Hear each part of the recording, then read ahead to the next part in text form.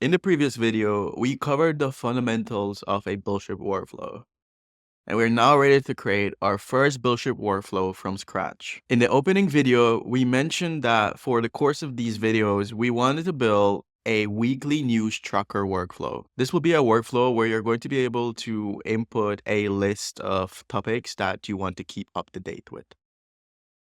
This workflow will trigger on a weekly basis and send us a summarized news report to our email. We're not going to build this entire workflow in this one video, but this will be where we start things off.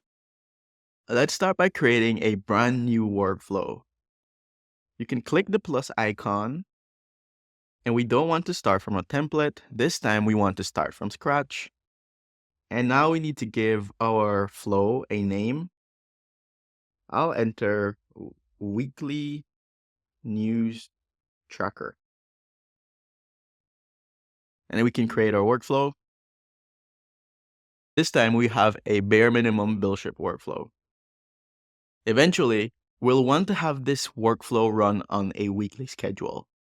And for that, we'll need to use a cron schedule trigger, but we'll look to add that in a later video. A good checkpoint will be for us to get the Perplexity search working.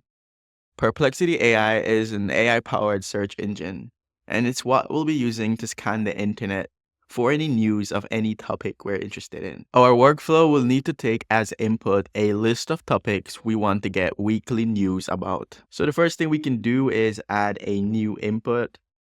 The type can be string, and let's rename this to topics. Next, we want to start to define the business logic of our workflow. And to start, we'll add the Perplexity node that we'll be using. Click Add Node, and this will bring up the nodes library. This time, we can start searching for Perplexity. And then we'll select the Perplexity AI chat node.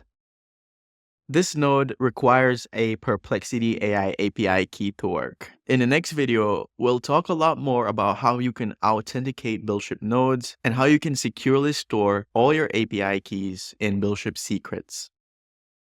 For now, you'll want to do a Google search for the Perplexity AI API, and then we'll just click the first link. And then you'll need to create an account if you don't already have one. I already created an account and I'm signed in, so I'll just click Get Started here. And then you'll go to the API settings page.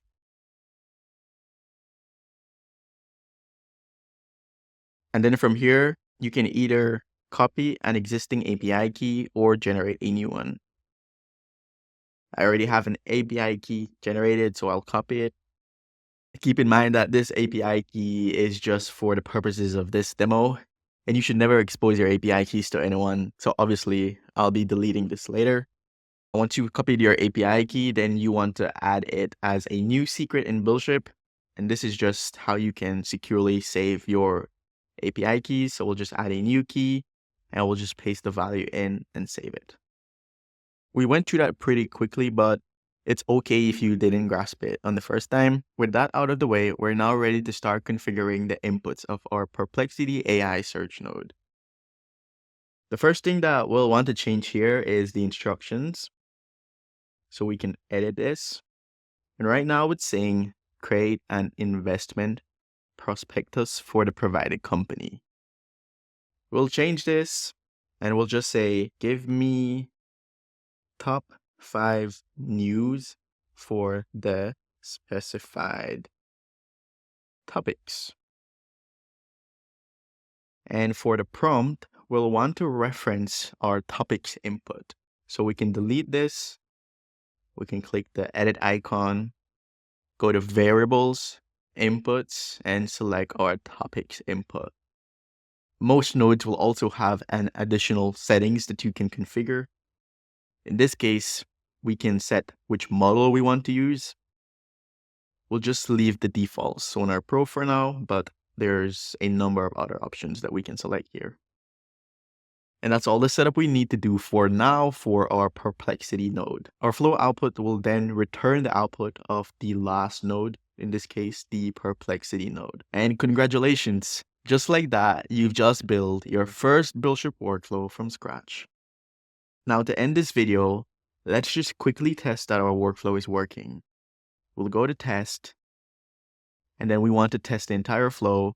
And for the topics, I'll enter AGI, I'll enter cursor AI, and then we can test our flow. Beautiful.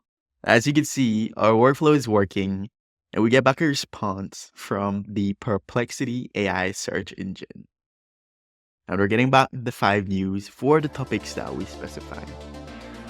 In the next video, we'll dive deeper into adding nodes to your BuildShip workflows, and specifically adding nodes that require authentication.